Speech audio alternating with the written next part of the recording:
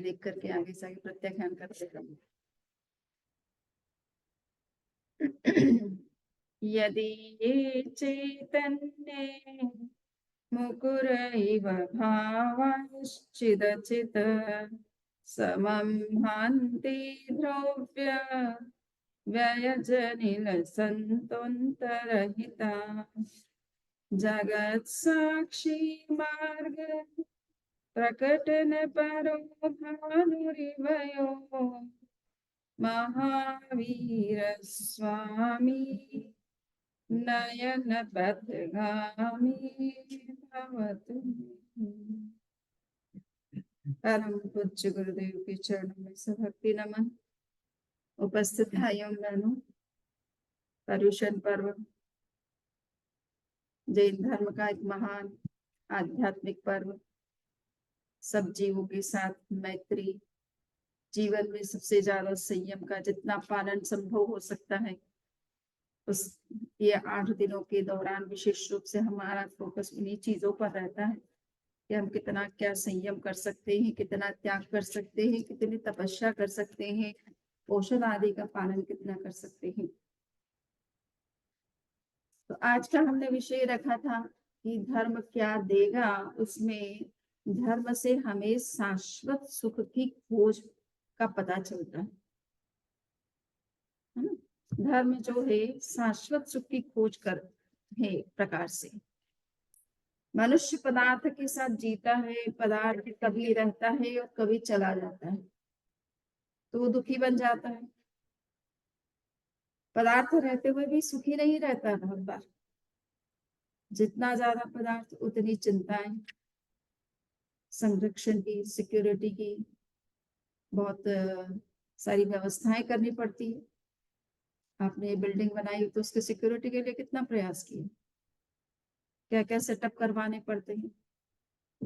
तो जितना पदार्थ उतनी कभी कभी चिंताएं।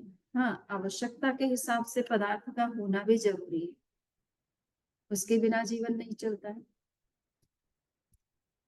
तो हमें ये देखना है कि हम जिस सुख को पदार्थ से प्राप्त करते हैं उस पदार्थ की सुख की क्या सीमा है और उसके बियॉन्ड और क्या सुख होता है। तो कहा जाता है कि शिक्षा में हम विद्यार्थियों को बहुत कुछ पढ़ाते हैं और उसमें नैतिक शिक्षा की भी बात कही जाती है कि मोरलिटी की बात हम कल बात कर रहे थे। मोरलिटी, नैतिकता जिसे कहा जाता है, उस नैतिकता का पालन करना आवश्यक है जिससे कि समाज में सुव्यवस्था बनी रहे, सबके साथ न्याय हो, किसी के साथ अन्याय ना हो, अत्याचार ना हो। तो इसलिए नैतिकता भी बहुत आवश्यक है समाज को सुव्यवस्थित रखने के लिए और किसी तरह की नई समस्याएं पैदा ना हो, क्राइम्स पैदा ना हो समाज में। इसलिए मोरल वैल्यूज की अपना इम्पोर्टेंस है।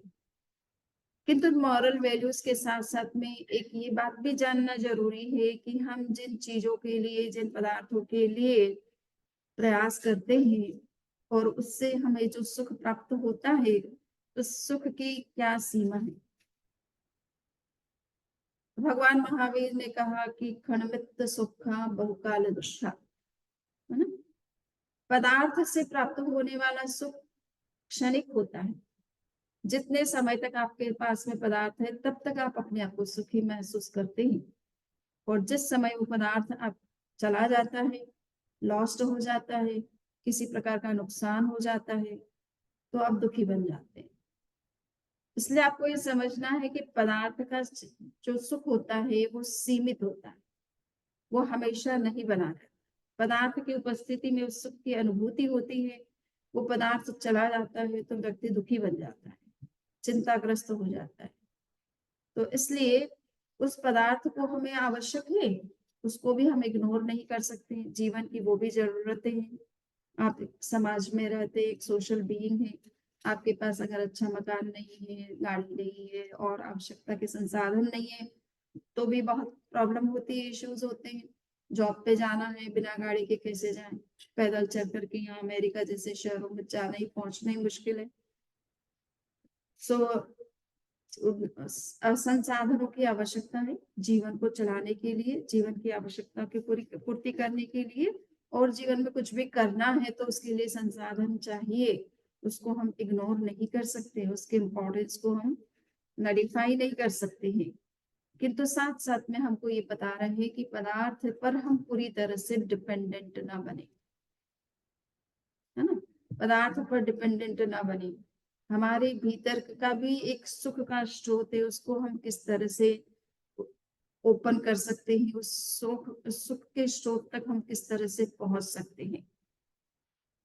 तो जैसा कि एक बार मैंने कथा कही भी थी, कहानी कही भी थी कि एक युवक जिसके पास जॉब नहीं था, और इतना कोई पहले से माता पिता के द्वारा कुछ इस तरह से धन या संपदाएं भी नहीं छोड़ी गई थी जिससे कि वो कुछ अपना कर सके। जॉब खोजने की बहुत कोशिश की, एजुकेशन भी बहुत अच्छा लिया, परंतु वर्तमान में एजुकेशन बहुत मिलने पर भी जॉब मिलना मुश्किल होता है, क्योंकि सभी लोग आजकल जॉब ओरिएंटेड दिमाग के हो गए कि सारा कुछ सरकार ही आपको जॉब देगी या कंपनियां ही जॉब देगी, आप अपना खुद का जॉब नहीं करना भूल गए। जैन समाज में तो मूल में ट्रेडिशनल बिजनेस, अपने अपने बिजनेस सेटअप होते हैं, कितने ही बच्चे हों सबको आगे से आगे बिजनेस लाइन में आगे बढ़ने में कोई दिक्कत नहीं होती है, खुद का अपना बिजनेस है। आप चाहे जितने अपनी ब्रांचेस डेवलप करो, जितने ऑफिसेस आप सेटअप करना चाहो कर सकते हो, आपका अपना बिजनेस है। किंतु अब सरकार की तो अपनी लिमिटेशन है, उनके पास भी अपनी जरूरत के हिसाब से ही वो व्यक्ति रख पाते हैं। और वर्तमान की जो स्थितियां हैं उस स्थितियों में तो और भी थोड़े चैलेंजिंग बन गया चीजें जॉब। तो उस युवक के सामने भी ये प्रॉब्लम थी कि एजुकेशन तो पूरा है, क्वालिफिकेशन है, परंतु जॉब की अपॉर्चुनिटी उसको नहीं मिल रही है, जहाँ कहीं वो अप्लाई करता है जॉब नहीं मिल रहा है। तो थोड़ा मन में दुखी रहता है कि अब कैसे जीवन चलाया जाए, क्योंकि रोज खाने के लिए तो भोजन चाहिए, रहने के लिए मकान चाहिए, आने जाने के लिए संसाधन चाहिए, और भी चीजों के लिए थोड़ा पैसा भी चाहिए। परिवार में जो जितने लोग हैं उनका भी केयर करना जरूरी है, तो उनकी भी जो नीड्स है उनको फुलफिल करना। तो ये तो इतनी बेसिक नीड्स है, इसको रोटी कपड़ा मकान और थोड़े बहुत अर्थ की व्यवस्था, ये तो बेसिक नीड है, उसको पूरा किए बिना किसी का जीवन चलना मुश्किल है, इस स्पेशल गृहस्थ का। सो इस कंडीशन में उस व्यक्ति के लिए बड़ी चिंता का विषय है कि जॉब खोजने से नहीं मिलते और खुद के पास संसाधन नहीं है, तो अब क्या किया जाए। तो अंत में क्या, धर्म की शरण में जाते लोग, है ना, मंदिर में चले जाते हैं, भगवान से प्रार्थना करते कि भगवान कृपा करें आप हम पर।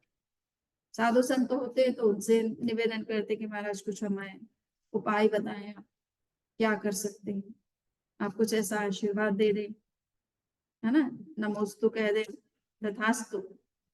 हाँ, तो हो सकता है हमारा प्रयोजन पूरा हो जाए। तो अब उसने देखा कि और क्या कर सकते हैं। अब मंदिर में जाते तो भगवान कुछ बोलते तो है नहीं, मूर्ति है, प्रतिमा है, अब प्रतिमा बोलती तो है नहीं। अब उनका उनकी कृपा हो भी रही है तो पता नहीं चलेगा, और नहीं हो रही है तो भी पता नहीं चलेगा। तो उसने सोचा कि किसी साधु संत के पास में जाए, कुछ मंत्र मिल जाए, कुछ कृपा मिल जाए। कभी कभी साधु संतों के वचन से भी सामने वाले के जीवन में जो है वो सफलता मिलनी शुरू हो जाती है, वो अगर ऐसा कोई आशीर्वाद दे दे। क्योंकि साधु सत्य की साधना करते, 12 वर्ष तक अगर कोई सत्य की साधना कर ले, 12 वर्ष स्वप्न में भी झूठ ना बोले, असत्य ना बोले, तो उसकी वचन सिद्धि हो जाती है, वो जो कुछ कह दे वही हो जाता है। बारिश का समय है और आप कहेंगे ठंड होना चाहिए तो ठंड हो जाएगी, बारिश बंद हो जाएगी। सो वचन सिद्धि हो जाती है। सत्य की गहरी साधना करने से निरंतर जागरूक रहना पड़ता है कि कहीं भी कोई चीज हमें असत्य नहीं बोलना है, झूठ नहीं बोलना है, गलत बात नहीं करना है ना। सो इस तरह की साधना करने से साधुओं के, इसलिए साधु संतों के वचन जो है वो बड़े लोग बड़े ध्यान से सुनते हैं। उनके मुंह से कोई शब्द निकल गया तो उसको पकड़ लेते हैं कि आज तो फिर हमारा काम ठीक हो जाएगा। सो उसने संत के पास में गया और कहा कि संत महाराज क्या करे बताइए, आप जीवन तो चलाना है, आपको भी हम कुछ दान देना चाहे तो कैसे दे बताइए, हमारे पास कुछ होना भी तो चाहिए। तो संतों ने कहा कोई बात नहीं, हमारे लिए तो नहीं सोचना तुमको ज्यादा, बट तुम्हारे लिए जरूर सोचना चाहिए। और मैं क्या कर सकता हूँ बताइए, हम तो साधु बने, अकिंचन, साधु को अकिंचन कहते हैं। अकिंचन मीन्स उसके पास कुछ नहीं, है ना। कुछ, किंचन का मतलब कुछ, और न, अ का मतलब ना। तो हमारे पास तो कुछ होता नहीं है, हम तो सब कुछ गिव अप कर चुके हैं, छोड़ करके ही तो साधु बनता है, सन्यासी बनता है। तो उन्होंने कहा महाराज ऐसा है कि आपके पास कुछ प्रॉपर्टी है कि नहीं है, ये बड़ी बात नहीं है। बात ये है कि आपके पास में कुछ इस तरह की साधना है जिससे आप किसी को कुछ आशीर्वाद दे दे, कुछ तथास्तु कर दे, तो उसका काम हो जाता है। तो आप इतना तो कर ही सकते हो। साधु ने कहा कि देखिए मैं वैसा भी कर सकता हूँ, परंतु कभी कभी व्यक्ति का पुण्य साथ नहीं देता है, तो हमारा वचन जो है वो सफल नहीं होता है।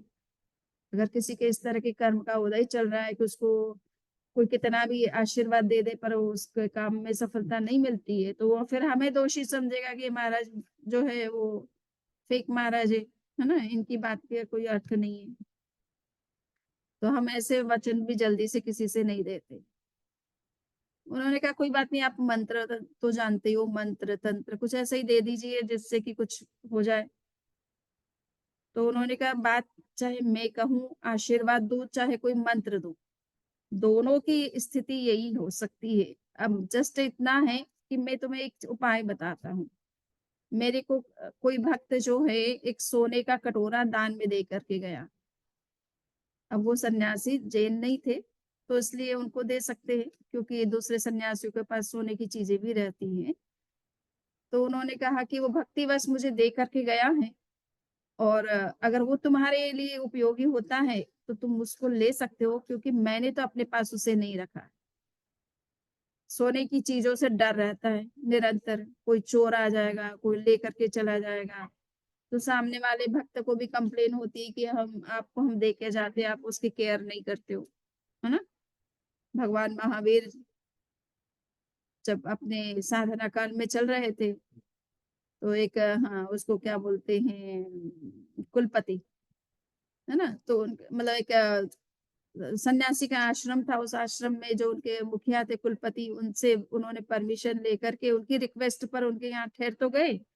और जिस झोपड़ी में भगवान महावीर ठहरे थे, उस झोपड़ी में चूंकि घास, ऊपर में घास लगी हुई रहती है झोपड़ियों में, तो गायें आकर के, भगवान तो अपना ध्यान में रहते हैं, और गायें आकर के वो घास को खाती है। तो उस कुलपति को प्रॉब्लम होती है कि अरे सन्यासियों ने कहा कि आपने इनको कैसे ठहराया, ये तो ऐसे मुनि महाराज है कि ये तो झोपड़ी की ख्याल ही नहीं करते हैं, केयर नहीं करते हैं।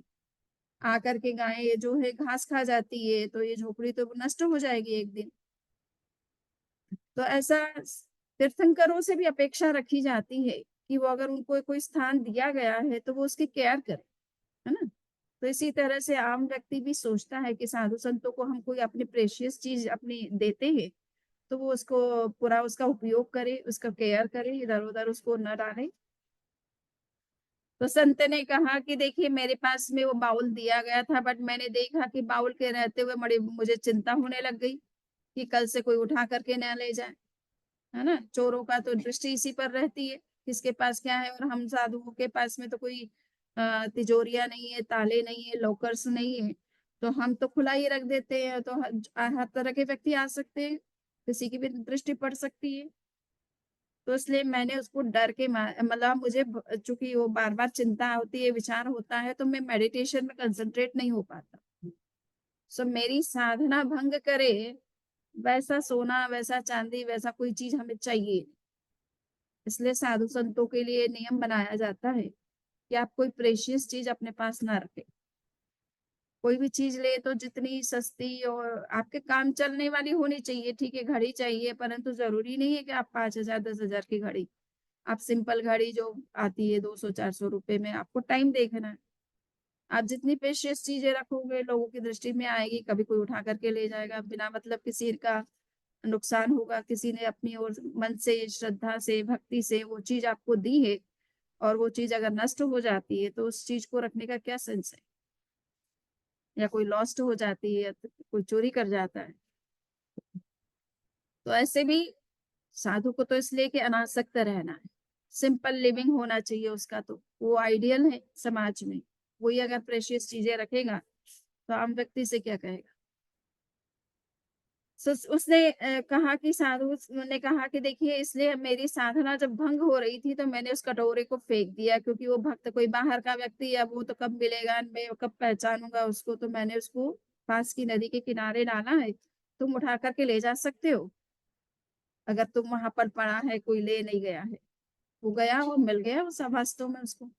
देखा कटोरा 24 कैरेट सोने का है, इसमें कोई दूसरा चीज भी, तांबा भी मिक्स नहीं किया गया, इतना शुद्ध सोने का है। तो लेके आया, किंतु घर जाने की बजाय उसके पैर जो है वापस झोपड़ी की तरह, साधु की कुटिया की तरफ पड़ने लग गए। तो साधु ने कहा कि क्या बात है, तुम इस तरह कैसे आ रहे हो, तुम्हें मिला नहीं क्या। उसने कहा कि कटोरा तो मिल गया, बट एक प्रश्न भी दिमाग में आ गया।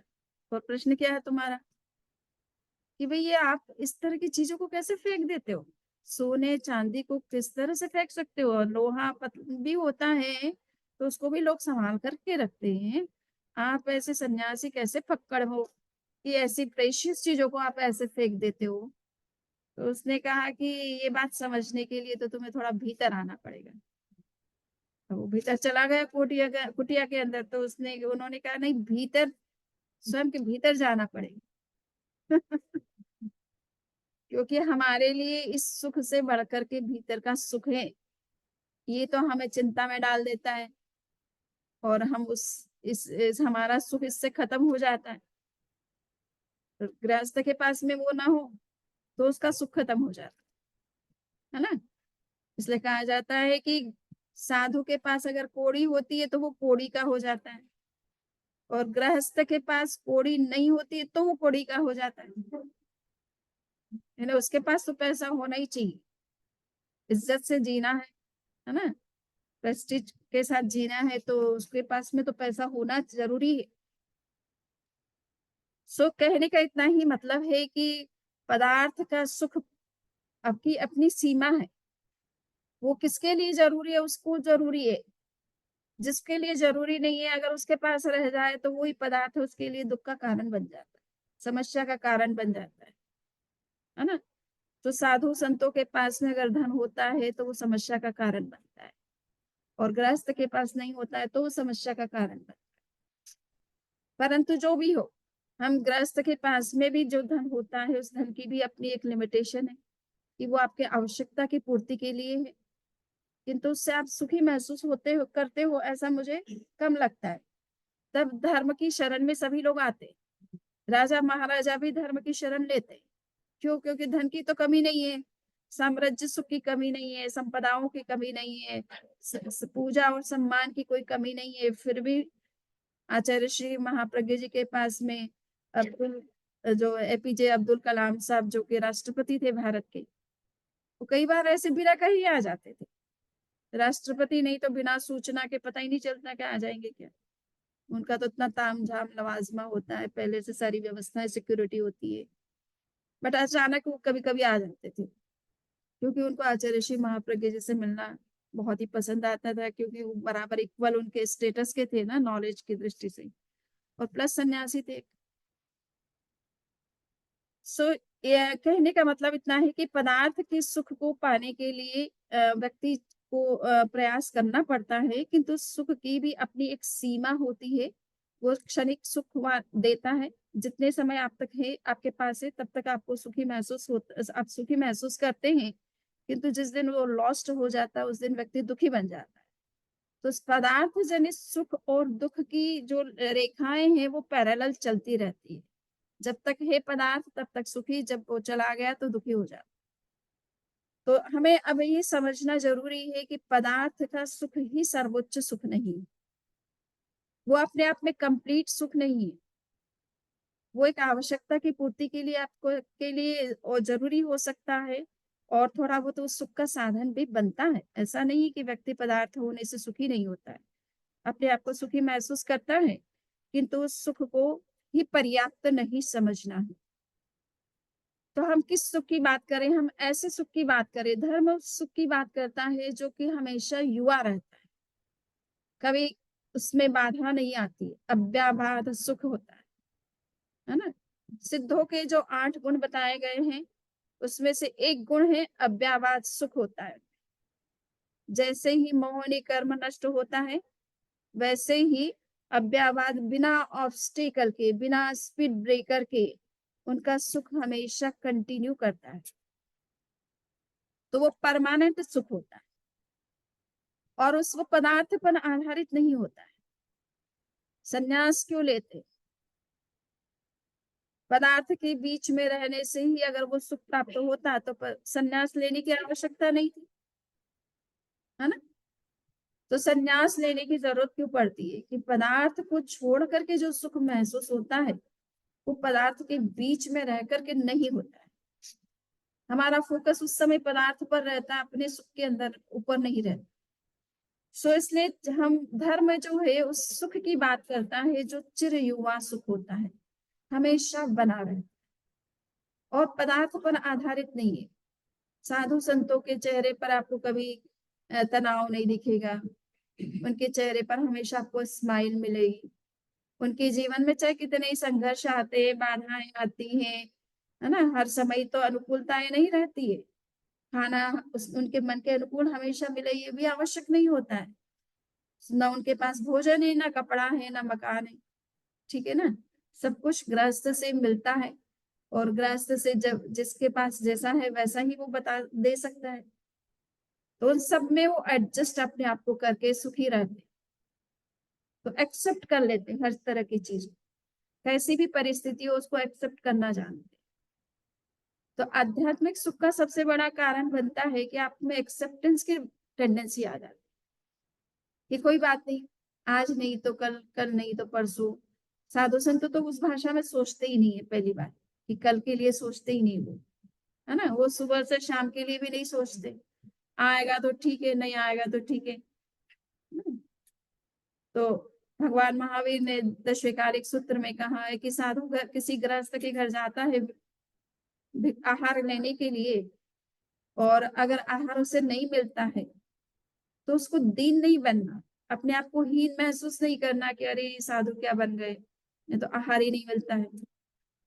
लोग यहाँ के जागरूक नहीं है, पर्टिकुलर सिटी के मान लीजिए सपोज, या टाइम से जो मिलना चाहिए नहीं मिल रहा है, जैसा मिलना चाहिए वैसा नहीं मिल रहा है।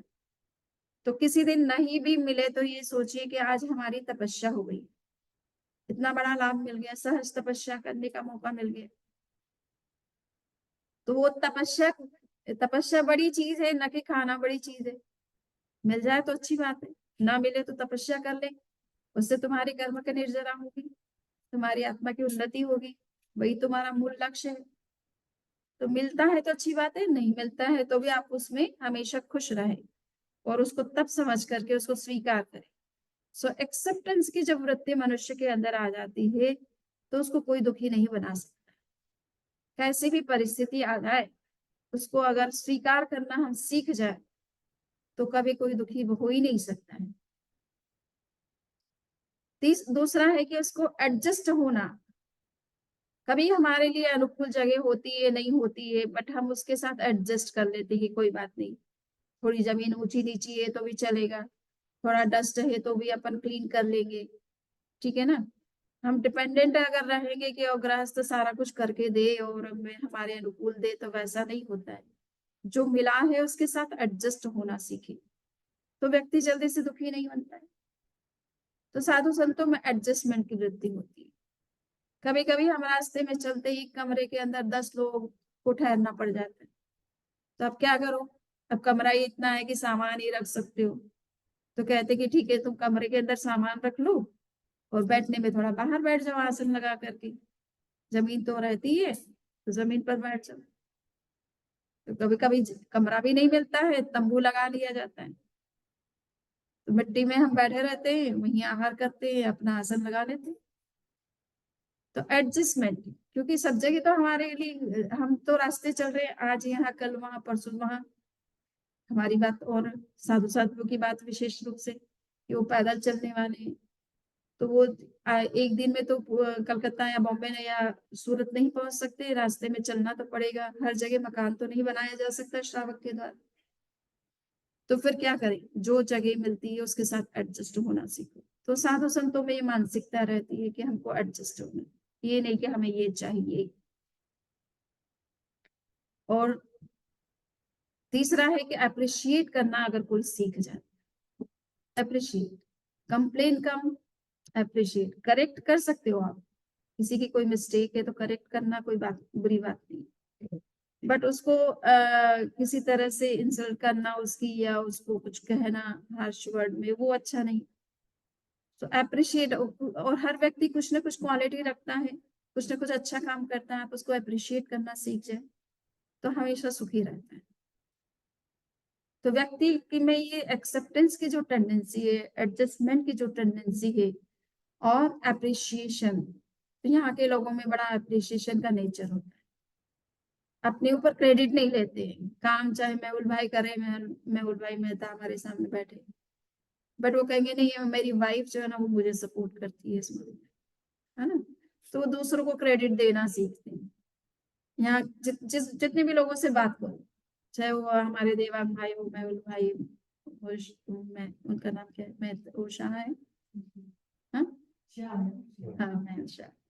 सो यहाँ के जितने भी टीम के लोग होते हैं, इन सबको कभी किसी को अप्रिशिएट करो, वो अपने ऊपर क्रेडिट लेते ही नहीं। वो कहते नहीं मैं नहीं, हमारी टीम के सब लोग मिलके काम करते हैं। इवन छोटे छोटे बच्चे भी, एक दिन वो आरम आया था, तो उससे कहा कि तुम वो कुछ करता है रोबोटिक्स, तो मैंने कहा कि तुम्हारी टीम, तुम ये बच्चों को, यहाँ भी बच्चों को इंस्पायर कर सकते हो इन चीज के लिए। तो बोले हाँ मैं नहीं अकेला हूँ, मेरी टीम है साथ में, हम सब मिलकर के करते हैं। सो यार बच्चों बच्चों में ये टेंडेंसी है कि अपना खुद क्रेडिट नहीं लेते किसी चीज के लिए, औरों को देना पसंद करते, अप्रिशिएट करते। सो ये बहुत ही अच्छी टेंडेंसी, इससे सबके मन बड़े खुश रहते हैं। तो मनुष्य सुखी बन सकता है इन चीजों से, पैसे से, धन से सुखी बन सकते हैं, किंतु अगर ये क्वालिटीज हमारे अंदर नहीं है तो वे मनुष्य के पास धन होते हुए भी दुखी रहते हैं, आपस में डिस्प्यूट चलते ही रहते हैं, है ना, एडजस्टमेंट आपस में होता नहीं है, पति पत्नी भी आपस में साथ में नहीं रह पाते, बच्चे भी साथ में रहना पसंद नहीं करते हैं। तो धन और संपत्ति होने से क्या होता है। तो ये धर्म जो है इस बात को सिखाता है, इस उन वैल्यूज को सिखाता है जिससे आप हमेशा सुखी रह सकते हैं। पैसा आपके पास है तो अच्छी बात है, परंतु एक बार न भी हो तो आप मेहनत जरूर करते रहिए, प्रयास करते रहिए, कभी ना कभी आपको वो योग मिल ही जाएगा जो आपको चाहिए। किंतु उसके बावजूद भी आपको दुखी बनने की जरूरत नहीं है। एक बार के लिए आपके अंदर एक्सेप्टेंस की वृत्ति रहे कि हम लाभा लाभे सुहे दुखे जीविए मरणे तहा, समो निंदा प्रशंसा सु तहा माना मानो। भगवान महावीर ने कहा कि कभी व्यक्ति को चीज जो चाहता है वो मिलती है, कभी नहीं भी मिलती है। ये तो हमेशा के लिए हम नहीं कह सकते हैं कि आप जो चाहते वो हमेशा आपको मिलती ही रहेगी, किसी दिन न भी मिले, परंतु उसमें संतोष रखो, समता रखो, मन को संतुलित रखो। जैसे चीज के मिलने से आपको खुशी होती है, नहीं मिलने से भी उतने ही खुश रहिए कि कोई बात नहीं, आज नहीं कल मिल सकती है, हमको प्रयास करना चाहिए।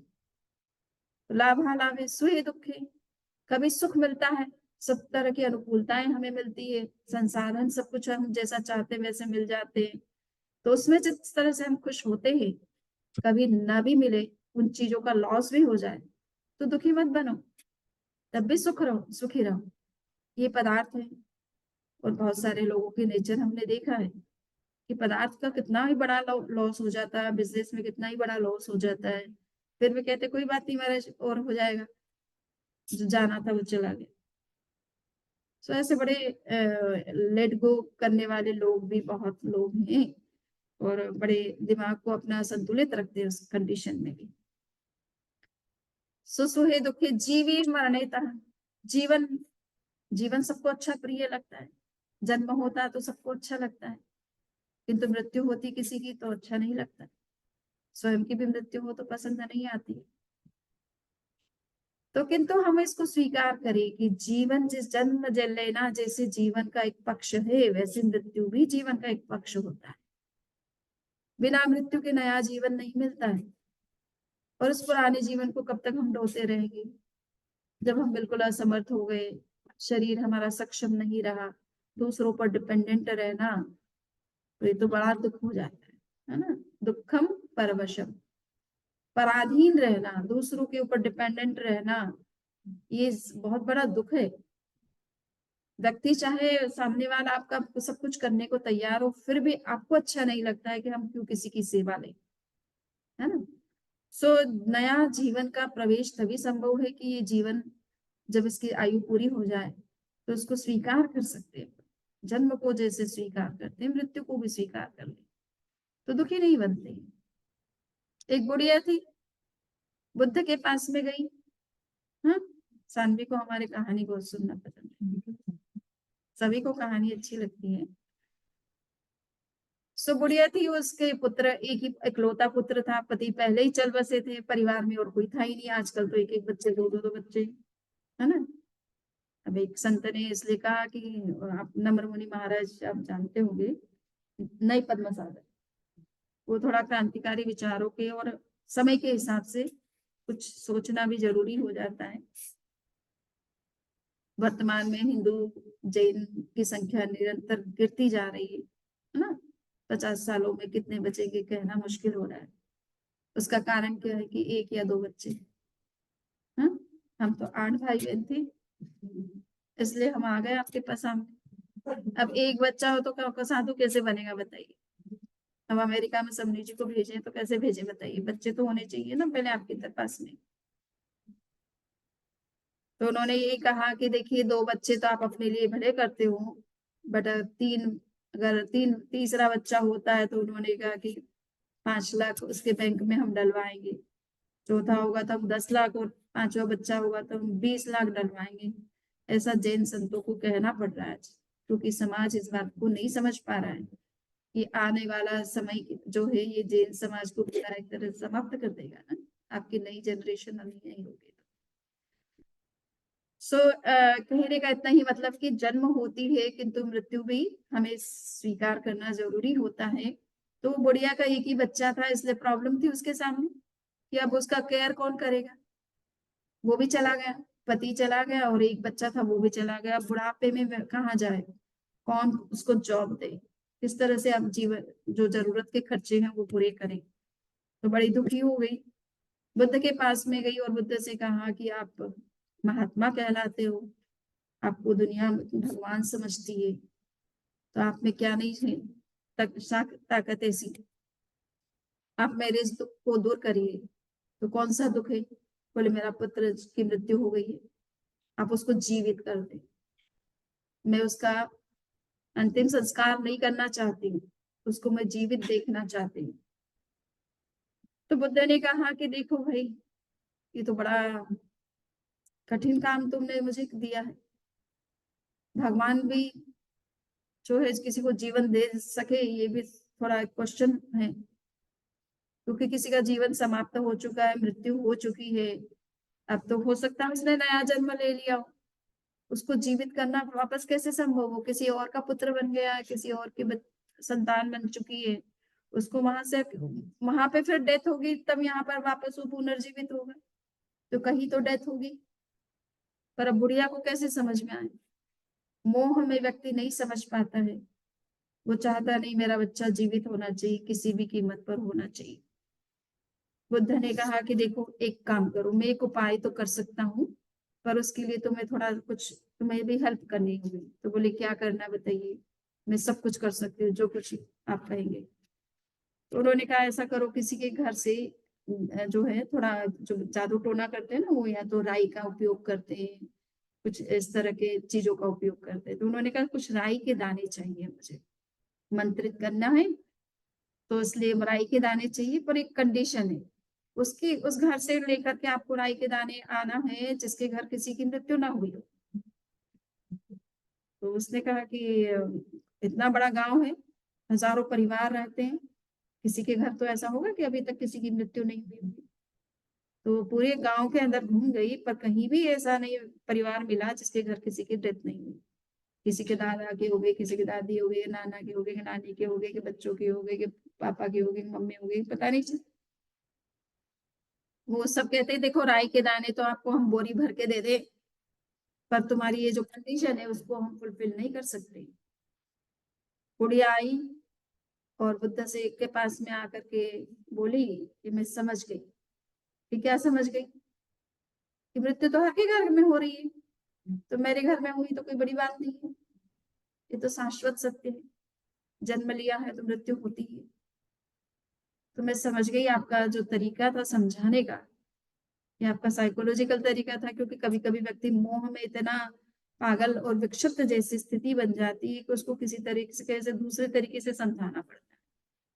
वो सीधी भाषा में नहीं समझ सकता, सीधी भाषा का वो तो आक्रामक हो जाता है, तो उसको तरीके से समझाना पड़ता है। तो कहने का इतना ही मतलब है कि जन्म, जिस तरह से हम जन्म के लेने पर खुश होते हैं, वैसे ही मृत्यु के होने पर भी व्यक्ति को दुखी नहीं बनना है। खुशी ये नहीं कि आप हंसते रहो, लोग कहेंगे कि अरे कैसे कोई मतलब इतने समय तक उस व्यक्ति को का अपना इतना संबंध था और इतना 1 मिनट भी नहीं लगा इनको, इनके तो चेहरे पर स्माइल आ गई। तो वो भी नहीं, व्यवहार का विवेक भी रखना जरूरी है। और व्यवहार का विवेक की बात नहीं है, ये समझदारी है कि हम दुखी ना बने एटलीस्ट अंदर से, क्योंकि हमको इसको स्वीकार करना है कि ये भी एक सत्य है। जन्म और मृत्यु, हर जीवन के ये दो पक्ष हमेशा रहते हैं। या तो जन्म ही ना ले तो मृत्यु से मुक्त रह सकते हो। इसलिए जो सिद्ध परमात्मा बनते हैं, मुक्त होने का प्रयास करते हैं, उनका लक्ष्य क्या यही है ना, जन्म और मरण के चक्र से बाहर आना है। क्योंकि ये क्या है, जन्म फिर मरण फिर जन्म फिर मरण, हाँ, अब ये घूमते ही रहो घानी की बेल की तरह, ठीक है ना, कोई एंड नहीं है। जन्म लो, फिर बच्चा, फिर सानवी की तरह स्कूल पढ़ने जाओ, हाँ, बस्ता उठा करके। अब इतने इस उम्र में तो आप इतने बड़े हो चुके हो, अब फिर वापस बच्चा बनना कितना है, सही बात नहीं लगती। तो इसलिए वो सोचते हैं कि जन्म मरण के चक्र से बाहर निकलो। जन्म लेंगे तो जन्म के साथ जीवन की जुड़ी समस्याएं भी जुड़ जाती हैं, उनके लिए संघर्ष करना भी जरूरी हो जाता है, परेशानियां खड़ी हो जाती है। सो इन सब से बाहर निकलने का एक ही तरीका है, जन्म और मरण के चक्र से बाहर निकल जाओ। सो जन्म और मृत्यु, इन दोनों को हम स्वीकार करें तो कोई दिक्कत नहीं है। स्वीकार, एक्सेप्टेंस, है ना।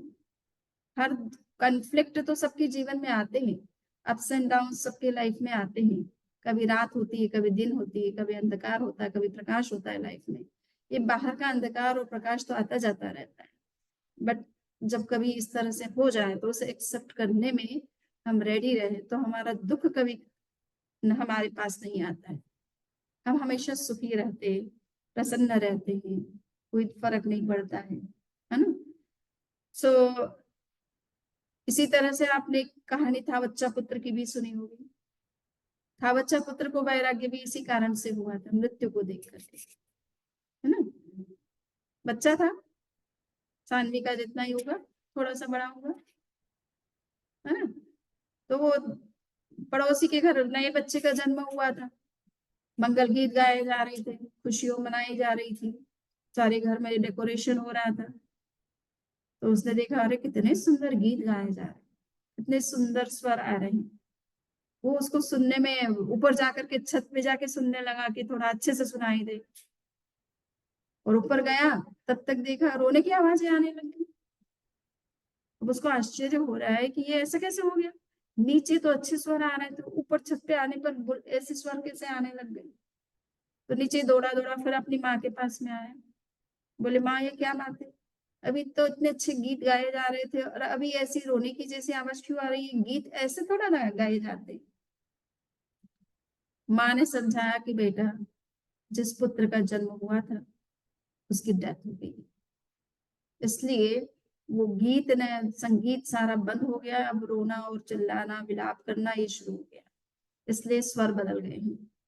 तो तुम इसको मृत्यु समझो, ये मृत्यु है, ये जन्म नहीं है। तो बच्चे ने कहा ये मृत्यु क्या चीज होती है।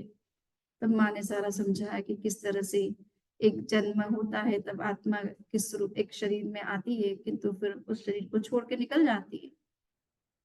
तब उसको लगा कि अरे कितना ये जन्म लेना और मृत्यु पाना, जो बड़ा दुख का विषय है, मुझे तो अब इससे बाहर ही निकलना।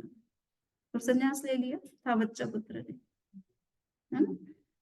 सो सुख और दुख से बाहर निकल, जन्म से सुख होता है कि मृत्यु से दुख होता है, किंतु इस चक्र से बाहर निकलना है तो फिर जन्म और मरण के चक्र से भी बाहर निकलना पड़ेगा, है ना। उसी के लिए यह धर्म की, ये पर्युषण पर्व की आराधना हो रही है कि हम इस चक्र से, दुख चक्र से बाहर कैसे निकले। सो जन्म के समय हमें क्षणिक सुख होता है, किंतु मृत्यु के साथ फिर दुख प्रारंभ हो जाता है। सो सुख और दुख जो है, सुख का, भौतिक सुख का एंड दुख का प्रारंभ है ना। उसका एंडिंग पॉइंट उसका बिगिनिंग पॉइंट है। सो कहले इसलिए कहा जाता है कि भौतिक सुख के साथ हमेशा दुख जुड़ा रहता है, वो केवल सुख रूप नहीं होता है, उसको एकांत सुख मत मानिए, वो एकांतिक आत्यंतिक सुख नहीं होता है। एकांतिक यानी प्योर सुख नहीं होता, आत्यंतिक यानी परमानेंट नहीं होता। इसलिए भौतिक सुख की ये दो विशेषताएं भी हैं। इन विशेषताओं को जो ध्यान में रखता है वो पदार्थ के चले जाने पर, व्यक्ति की मृत्यु होने पर दुखी नहीं बनेगा, उसे एक्सेप्ट कर लेगा, है ना, स्वीकार कर लेगा। सो दुख जो है तो लाभा लाभे सुहे दुखी जीविये मरणे तहा समो निंदा प्रशंसा। निंदा होती है तो दुखी हो जाते हैं, और प्रशंसा होती है तो खुश हो जाते हैं। अब हर समय तो हर व्यक्ति तो अपनी प्रशंसा करने से रहा, एक ने प्रशंसा करी दूसरे ने कुछ कह दिया तो सुख गायब, है ना। तो भौतिक सुख किस तरह से गायब होता है देखिए, है ना। प्रशंसा करने से सुख होता है तो निंदा करने से व्यक्ति दुखी बन जाता है। किंतु महापुरुष कैसे होते हैं? हमारे नरेंद्र मोदी जी को ही देखिए, अच्छे नेता है देश के, वो चला गया थोड़ा। वो कहते हैं कि आप इतना काम कैसे करते हो, 72 की उम्र या क्या 75 की उम्र आने होने वाली है, आपको इतनी एनर्जी आती कहां से इस बुढ़ापे में, इस उम्र के अंदर इतने विदेशों में घूमना, फिर देश में आके काम करना और लोगों से कहना कि 24 आवर्स में अवेलेबल, ठीक है ना। तो उन्होंने कहा आप जानते ना मेरी शक्ति का स्रोत क्या है, सोर्स क्या है? रोज 2 किलो गालियां खाते हूँ, रोज 2 किलो गालियां खाता हूँ, इससे मेरी शक्ति बढ़ गई इतनी ज्यादा। 2 किलो रोज तो खाने वाले भोजन भी नहीं 2 किलो खाते होंगे रोज, वो गालियां खा करके उनको एनर्जी आ रही है इतनी ज्यादा। आचार्य भिक्षु हुए तेरा पंथ की परंपरा में, तो शुरुआत में लोग उनका विरोध करते थे, उनके विचारों से सहमत नहीं थे। एक बार वो कहीं से निकल रहे थे, उनको भिखंड जी के नाम से जाना जाता है, उनका मूल नाम भिखंड था, फिर बाद में उसको शुद्ध हिंदी में भिक्षु बोलते। सो कहीं से गुजर रहे थे तो कोई व्यक्ति मिल गया, उन्होंने पूछा कि महाराज आपका नाम क्या है? तो उन्होंने कहा भिखंड जी, मुझे लोग भिखंड जी कहते हैं। अच्छा आप हैं भिखंड जी? हाँ। तो बोले क्या आश्चर्य क्यों? आज तो सुबह सुबह बिल्कुल सुबह का समय खराब हो गया। क्यों? कि आपका चेहरा देखने से तो नरक मिलता है। तो बोले अच्छा, हमारा तो ये सिद्धांत नहीं है कि किसी के चेहरे को देखने से कोई स्वर्ग जाता है या नरक जाता है, पर तुम्हारा अगर ऐसा मत है तो मुझे कोई आपत्ति नहीं। तुम बताओ कि तुम्हारा चेहरा देखने से कौन कहा जाता है? बोले स्वर्ग। बोले ये तो मेरे लिए बहुत ही अच्छी बात होगी ना, इतनी बढ़िया बात हुई मेरे लिए। अब तुम कहाँ जाओगे इसकी मैं चिंता क्यों करूं, मेरा तो इंश्योर हो गया कि मैं तो कम से कम स्वर्ग जाने वाला हूँ, है ना। और वो तो जाने ही वाले थे एक्चुअल में भी सो कहने का इतना ही मतलब है कि व्यक्ति दुखी इसलिए बनता है कि थोड़ी सी किसी ने निंदा कह दी, कुछ अपशब्द कह दिया, कुछ हार्श वर्ड्स बोल दिया, अप्रिशिएट नहीं किया, नहीं तो दुखी हो जाता है। बट ऐसे महापुरुष ये किससे, इनको तो कह दिया कि नरक जाता है, इतनी बड़ी बात कह देना और चेहरे पर शिकन ना आना, ये महापुरुषों का काम होता है। ये धर्म उसको शक्ति देता है कि भाई ये निंदा प्रशंसा दुनिया में चलती रहती है, कौन, हर व्यक्ति तो आपको अप्रिशिएट नहीं कर सकता है ना। सो निंदा प्रशंसा, समूह निंदा प्रशंसा सु तहा माना वो मान, कोई आपका सम्मान करे और कोई अपमान भी कर सकता है ना। आ जाता है ना वो बिल्कुल अब्राहम लिंकन, अब्राहम, वो भाषण दे रहे थे एक बार, और अब्राहम लिंकन अमेरिका के राष्ट्रपति रह चुके हैं, बहुत प्रसिद्ध रहे हैं, बड़े नामी रहे हैं, बहुत पॉपुलर थे, लोगों के दिल में बड़ा रिस्पेक्ट था। तो प्रवचन दे रहे थे उन्होंने, एक जगह लेक्चर दिया, ले लोग बड़ा अप्रिशिएट कर रहे थे, परंतु अब कुछ लोग होते हैं ईर्ष्या हो जाती है। तो उसने देखा कि सभी लोग उतना अप्रिशिएट कर रहे हैं, इतना कोई जरूरी है कि इतना अप्रिशिएट करना। तो वो ऐसे ही अब्राहम लिंकन से मिला कि आपका भाषण तो बहुत ही अच्छा रहा, आपके पिता को मैं अच्छी तरह से जानता हूँ, वो जूते सिलने का काम करते थे, है ना। अब जरूरी नहीं था ये बात कहना, इतने बड़े एक, बट ईर्ष्या के कारण से व्यक्ति ये सोचता है कि इनकी इतनी प्रशंसा हो रही है, पर इनको अपना कद पता रहना चाहिए। अरे कद तो उनका ऊंचा उठ गया, जरूरी थोड़ी चमार के घर पैदा होने से कोई बड़ा नहीं बन सकता है ना। हम जातिवाद को इसलिए जैन धर्म मानता नहीं, जातिवाद को, कोई जाति से बड़ा होता है, कर्म से व्यक्ति बड़ा होता है, आचरण से बड़ा होता है, गुणों से अपने बड़ा होता है। तो इसलिए कहा जाता है कि मान या अपमान। तो अब्राहम लिंकन ने क्या जवाब दिया, बहुत ही आश्चर्यकारी जवाब था उनका। उन्होंने कहा धन्यवाद आपको, देखिए इतनी मेरी प्रशंसा हो रही तो मैं तो भूल ही गया था अपने पिता को, तुमने याद करवा दिया मुझे, अपने पिता का स्मरण करा दिया, है ना। पिता से बढ़कर के कौन होता है, बच्चों के लिए कहा जाता पिता देवता होते, उनके लिए। तो ये पिता का इतना तुमने स्मरण कराया, इस खुशी में मुझे पिता याद थोड़ा आते ही मैं तो अपनी प्रशंसा में ही उलझ जाता, उसी में मग्न हो जाता।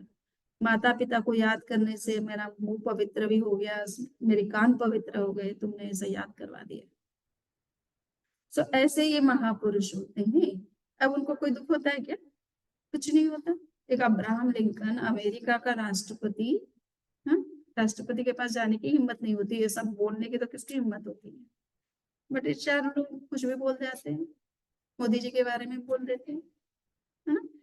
सोचने की बात है। तो कहने का इतना ही मतलब है कि सुख और दुख ये हमारे जो भौतिक चीजों पर या बाह्य एक्सटर्नल जो हमारे मीन्स है, सोर्सेस है, इनकी अपनी लिमिटेशन है। ये कभी आपको मिल सकते, कभी नहीं मिल सकते, but don't worry about them. आपको अपना पुरुषार्थ कम नहीं करना है, पुरुषार्थ हमेशा करते रहे, है ना। वो कहते हैं ना रसरी आवत जात के सिर पर हो निशान, है ना। तो हम, पत्थर जो होता है, पत्थर पर अगर पानी कोई खींचता है कुएं से, और रस्सी जब पत्थर पर से बार बार घिसती है, तो पत्थर जो इतना कड़ा होता है वो भी घिस जाता है। तो आपके कर्म भी फिर इतने तो कड़े होंगे नहीं, निधत्त और निकाचित कर्म तो होंगे नहीं जल्दी से।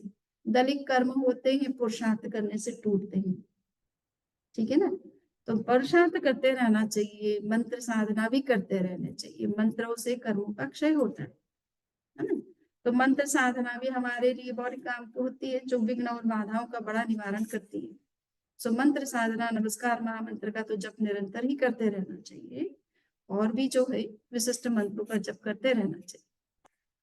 तो मंत्र साधना भी हमारे लिए सहयोगी बन सकती है। तो बात ये चल रही है कि धर्म जो है हमें ऐसे चिर युवा सुख को देता है, जो जिसका यौवन कभी खत्म नहीं होता है, यानी जो हमेशा युवा ही रहता है। जितना आप उस सुख को पाना का प्रयास करते हो, उतना वो सुख बढ़ता ही चला जाता है, कम नहीं होता है, समय के साथ कम नहीं होता है। आप शुगर केन को लेते हो, उसको चूसते हो, उसका रस जैसे जैसे आप लेते चले जाते हो वो नीरस होता चला जाता है। किंतु अध्यात्म के जो सुख होते हैं वो इस तरह से शुगर केन की तरह नीरस होने वाले नहीं है समय के साथ। आपको निरंतर और ज्यादा सुखी बना देते हैं और आनंद की स्थिति बनती चली जाती है और अंत में परमानंद की स्थिति प्राप्त हो जाती है। मोक्ष क्या है? लोग मोक्ष क्यों जाना चाहते हैं? उस परम आनंद को पाने के लिए ही तो, जो कि हमेशा एवर लास्टिंग है। वो एक ब्लिसफुल स्टेट है जो एवर लास्टिंग है, कभी समाप्त होने वाली नहीं है, अनंत काल तक वही स्थिति बनी रहेगी। तो उस परमानंद की दशा को पाने के लिए ही तो जीव हमेशा प्रयास करता है। केवल ज्ञान तो यही मिल गया धरती पर, समझ में आ गया ना? ज्ञान तो मिल गया, किंतु जो परमानंद की स्थिति या दशा है, यद्यपि यहाँ रहते हुए भी उस आनंद का प्रस्फुटन तो हो ही गया है, क्योंकि मोहनी कर्म के नाश से ही उस आनंद की प्राप्ति होती है, उसके भीतर भीतर के आनंद की अनुभूति होती है। तो मोहनी कर्म जितना जितना कम होता है उतना उतना भीतर से सुख का स्रोत फूटता चला जाता है, ठीक है ना? और केवल ज्ञान प्राप्त हो गया इसका मतलब परमानंद की दशा भी प्राप्त हो गई है, इसलिए धरती पर रहे या मोक्ष में जाए उनको कोई फर्क नहीं पड़ता है।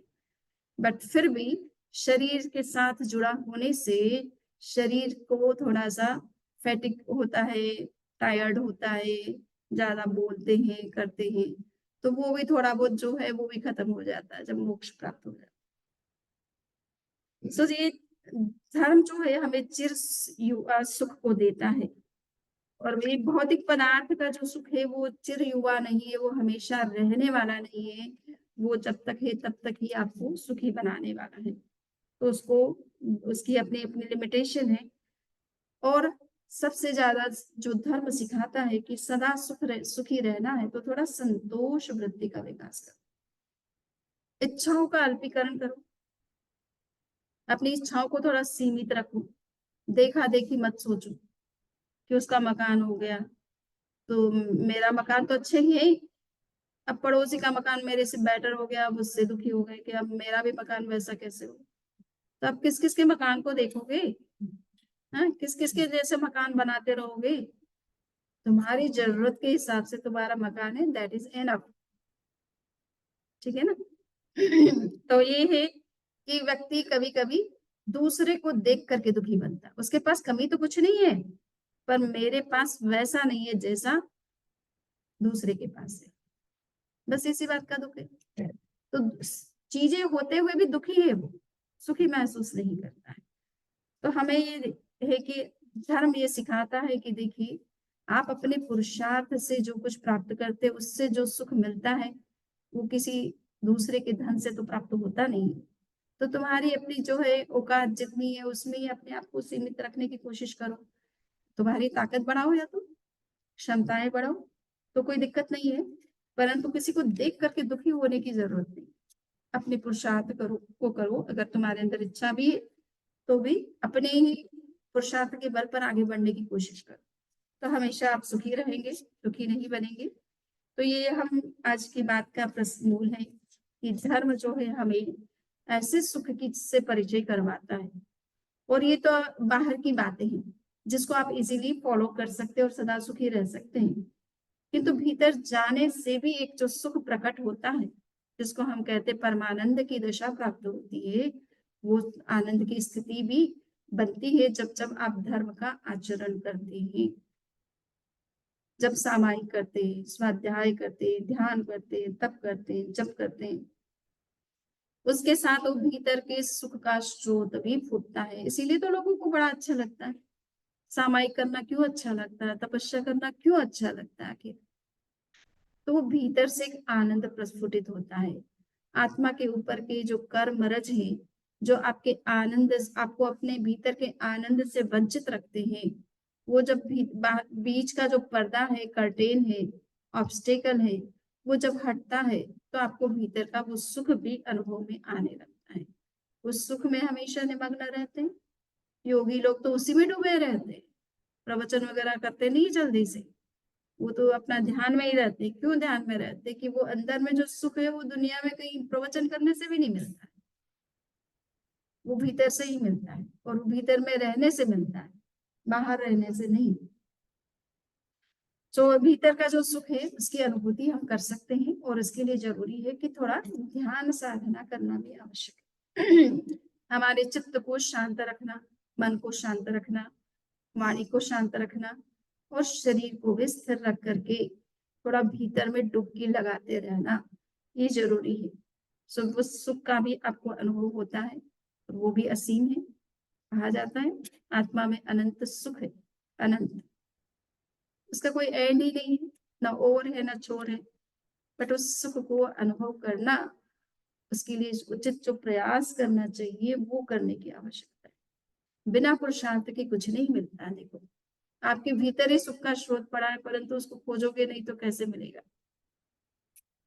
कबीरदास जी कहते हैं ना, आत्म ज्ञान बिना नर भटके, कोई मथुरा कोई काशी, आत्म ज्ञान बिना नर भटके। तो कहते हैं आत्मज्ञान के बिना इंसान जो है भटक रहा है, दुखी बन रहा है, इसलिए कि उसको आत्मज्ञान नहीं। तो दुख का कारण आत्मज्ञान का अभाव है। जैन धर्म ने उसी को सम्यक्त कहा। जिस दिन आत्मज्ञान हो गया उस दिन आप सुखी हो गए, आपका सुख का स्रोत अपने आप ही आपको मिल गया है। अब बाहर भटकने की कोई जरूरत ही नहीं है, दुखी होने की कोई बात ही नहीं है। ठीक है ना। सो इन्हीं विचारों के साथ में आज के इस कार्यक्रम को हम संपन्न करते हैं। सो मंगल पाठ सुनाए। चत्तारी मंगलम, 2 मिनट का जप करने का था, कर ले। ओम अरहं सुगुरु शरणं विघ्नहरणं मेटे मरणं, सहज हो मन जगे चेतन, करे दर्शन स्वयं के हम। ओम अरहं सुगुरु शरणं विघ्नहरणं मेटे मरणं, सहज हो मन जगे चेतन, करे दर्शन स्वयं के हम। ओम अरहं सुगुरु शरणं विघ्नहरणं मेटे सहज हो मन जगे चेतन, करे दर्शन स्वयं के हम। मने अरहं बने अरहं, बने अरहं बने। आज के लिए कोई एक चीज का त्याग करेंगे। मन में अपने अपने संकल्प कर ले, जो भी त्याग करना चाहें। धारणा प्रमाणे त्याग। नमो अरहंताणं, नमो सिद्धाणं, नमो आर्याणं, नमो वज्रायाणं, नमो लोहे सव्वसाहूणं। ऐसो पंच नमोकारो सव्व पापनाशनो, मंगलानं च सभ्येसिं परमं हवै मंगलम्। चत्तारि मंगलम् अरहन्ता मंगलम्, सिद्धा मंगलम्, साहू मंगलम्, केवली पुन्नतो धम्मो मंगलम्। चत्तारि लोगुत्तमा अरहन्ता लोगुत्तमा, सिद्धा लोगुत्तमा, साहू लोगुत्तमा, केवली पन्नतो धम्मो लोगुत्तमो।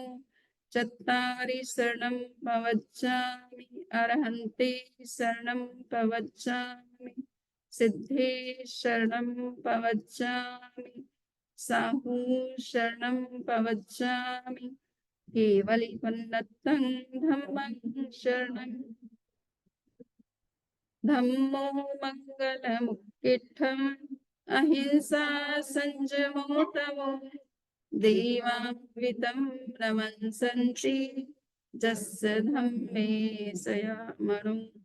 चैत्ताभारहं वासं चक्रवर्ती महेढ्यो, सन्ति सन्ति करे लोये, पत्तो गई मणुत्तरम देवदानवगन्धर्वा जक्षरक्षस किन्नरा बम्भयारिं नमन्सन्ति दुःकरं चे करन्ति तं मङ्गलं भगवान् वीरो मङ्गलं गौतमो गणी मङ्गलं स्थूलिभद्राद्यः जैनधर्मोऽस्तु